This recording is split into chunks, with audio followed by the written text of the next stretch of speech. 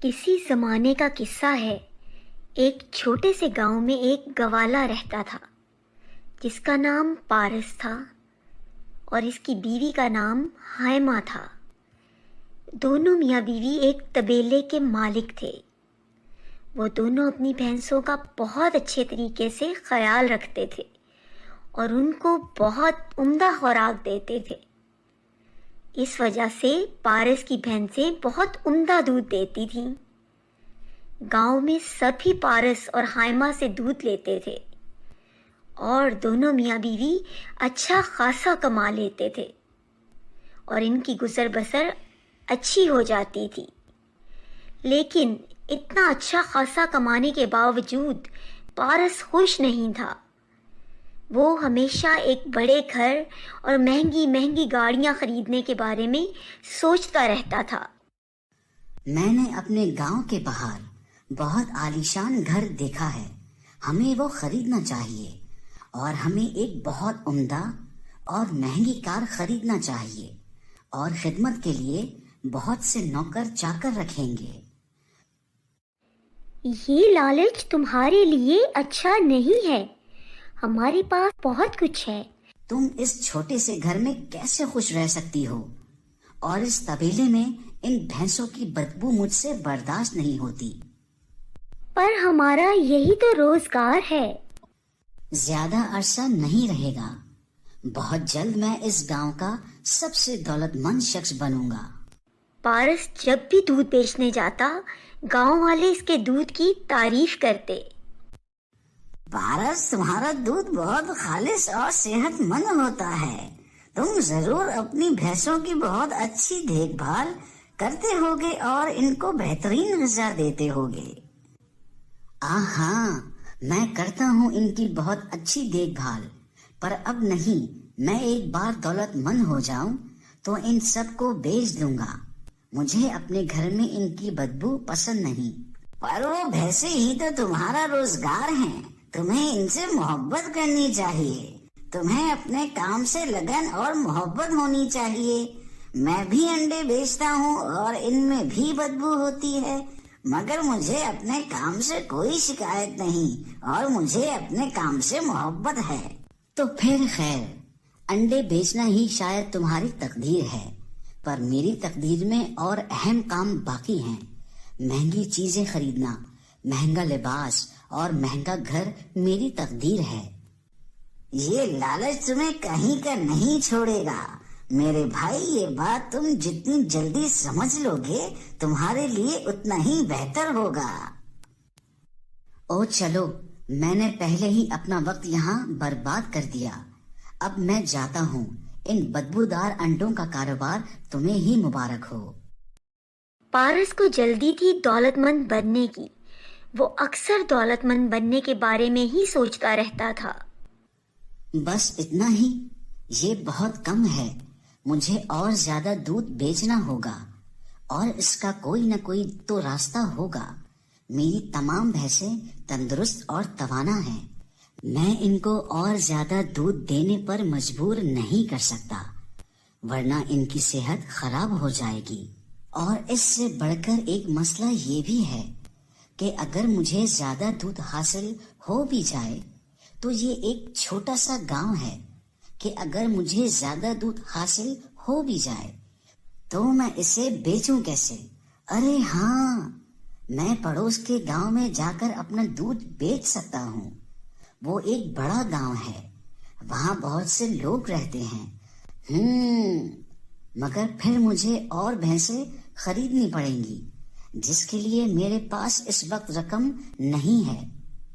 نہیں، مجھے کچھ کرنا ہوگا۔ مجھے تو دولت مند بننا ہے، مجھے بڑا گھر لینا ہے، بڑی گاڑی لینی ہے۔ مجھے کچھ تو کرنا ہوگا، مجھے دودھ کی مقدار بڑھانی ہوگی۔ جب وہ اپنے گھر کی طرف روانہ ہوا تو اس نے دریا پر پہنچ کے سوچا، کیوں نہ میں دودھ میں پانی ملا دوں، اس طرح مجھے نئی بھینس بھی نہیں خریدنی پڑے گی اور دودھ کی مقدار بھی بڑھ جائے گی اور میں پڑوس کے گاؤں میں بھی دودھ بیچ سکوں گا۔ یہ بہترین ترکیب میرے ذہن میں آئی ہے۔ اس طرح کسی کو پتا بھی نہیں چلے گا کہ میں نے دودھ میں پانی ملایا ہے، اور میں زیادہ منافع بھی کما لوں گا۔ اور اس نے اگلے دن جب دودھ بیچنے کے لیے نکلا تو تمام بوتلوں میں آدھا دودھ بھرا اور آدھی بوتل خالی رہنے دی۔ پھر وہ دریا پر گیا اور اس نے بوتلوں میں پانی ملا دیا۔ پھر وہ گاؤں میں گیا اور اس نے سب کو وہ دودھ بیچ دیا۔ پانی ملانے کی وجہ سے آج اس کے پاس بہت سا دودھ بچ گیا، جسے پھر اس نے پڑوس کے گاؤں میں بیچ دیا۔ اس رات پارس بہت خوش تھا۔ اگر میں یہی کرتا رہا تو میں بہت جلد دولت مند بن جاؤں گا۔ پھر اسی طرح دن گزرتے گئے اور پارس ایک دولت مند شخص بن گیا۔ اس نے اپنے لیے ایک عالیشان گھر اور ایک گاڑی خریدی، اور اب وہ عمدہ لباس پہننے لگا۔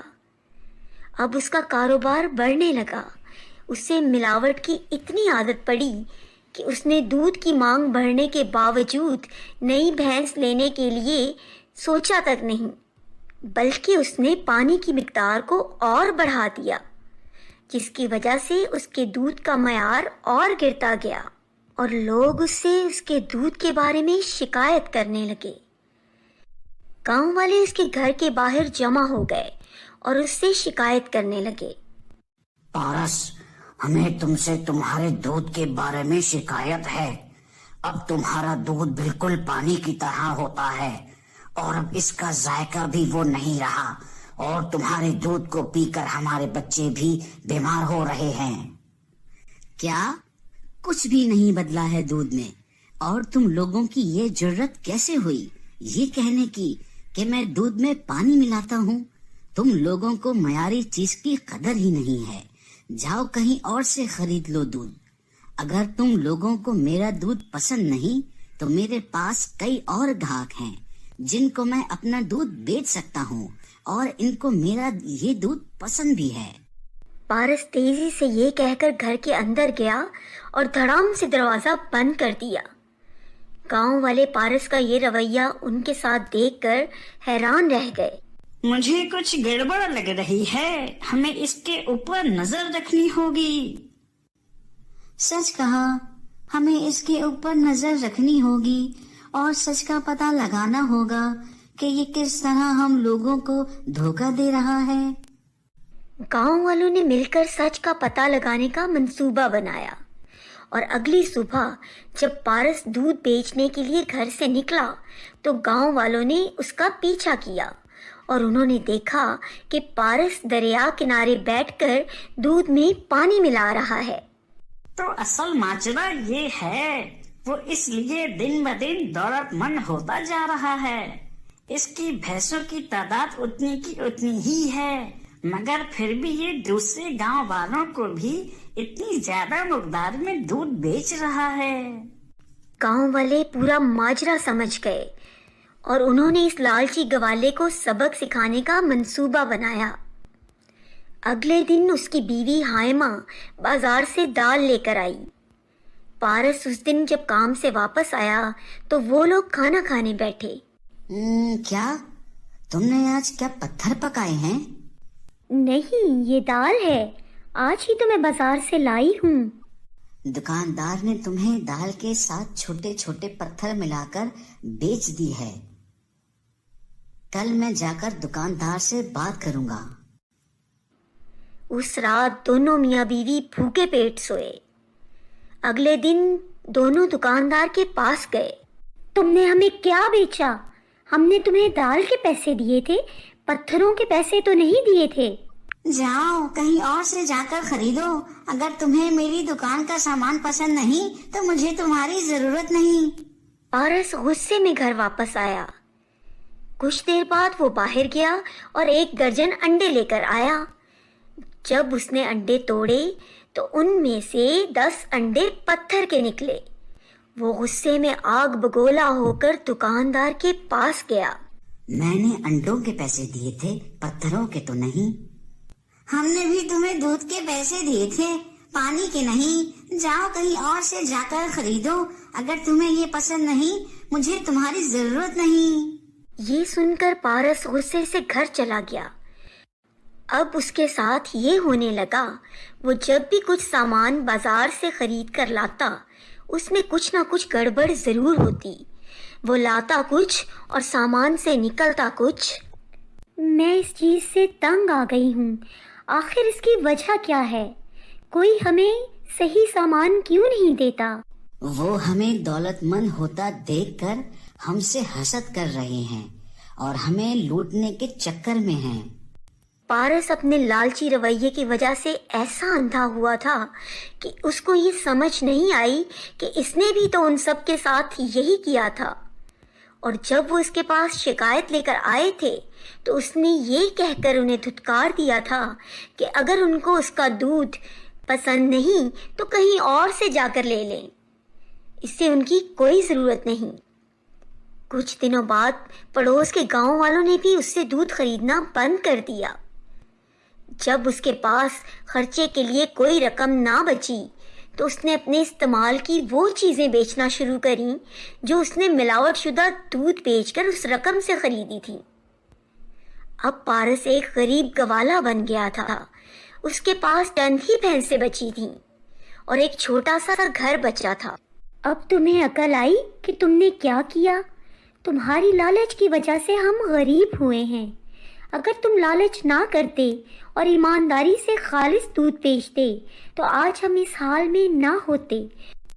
ہاں، میں تمہاری بات سے اتفاق کرتا ہوں، تم صحیح کہتی ہو، مجھے تمہاری بات ماننی چاہیے تھی۔ دولت نے مجھے لالچی بنا دیا تھا۔ اب میں نے اپنی دولت ہی نہیں کھوئی بلکہ میں نے لوگوں کا اعتماد اور اپنی عزت بھی کھو دی ہے۔ ہائے افسوس، کاش میں لالچ نہ کرتا۔